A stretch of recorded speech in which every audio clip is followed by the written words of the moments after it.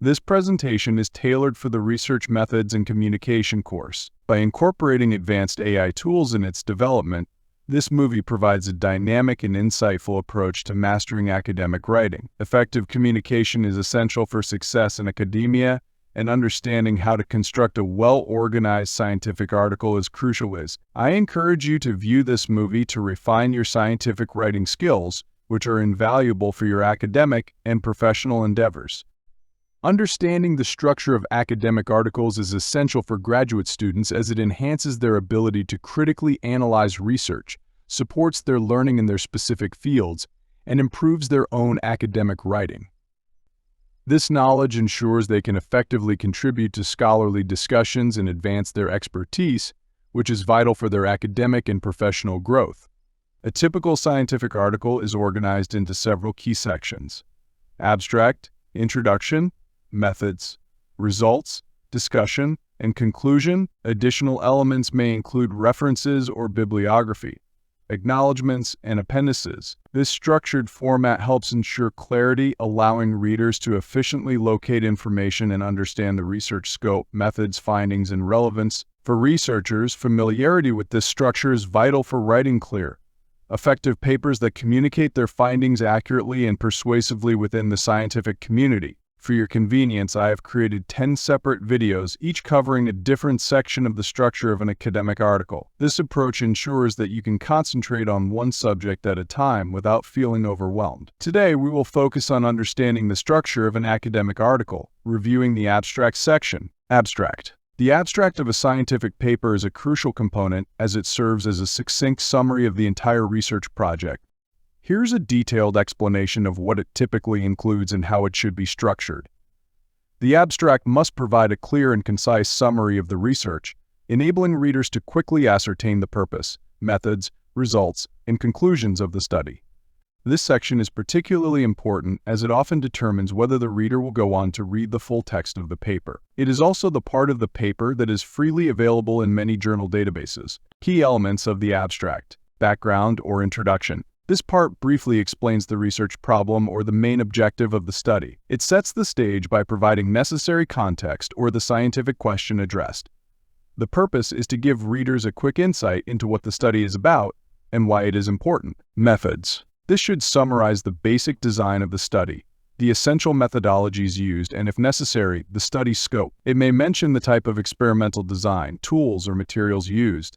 The purpose is to inform the reader of how the research was conducted without going into detailed procedural depth. Results. The abstract should include the most important findings, including key quantitative results or qualitative trends.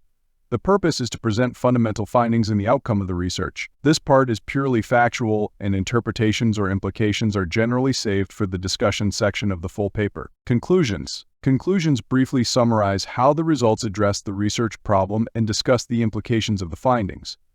The purpose is to underscore the significance of the findings and their potential impact on the chronology. Let me explain the writing style and guidelines for the abstract section of an article. This section should include conciseness. The abstract should be very concise, usually limited to about 150 to 250 words, depending on the journal's requirements. Clarity. Use clear and straightforward language. Complex sentences and technical jargon should be minimized unless necessary for precision. Objectivity. The abstract should be free from value judgments, focusing on information and results rather than subjective interpretations. Completeness. Although brief, the abstract must provide a self-contained overview of the entire study. Readers should have a clear understanding of the research without needing to read the full paper. Non-redundancy. Avoid repeating information that is already presented in the title. Also, do not include information not present in the paper. Keywords. Include relevant keywords within the abstract to enhance the discoverability of the paper in searches.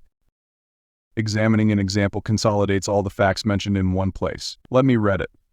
Consider a hypothetical study titled, "The Effect of Light Exposure on the Growth Rate of Sunflowers." An effective abstract for this study might read, an example. Understanding the impact of light on plant growth is crucial for agricultural optimization.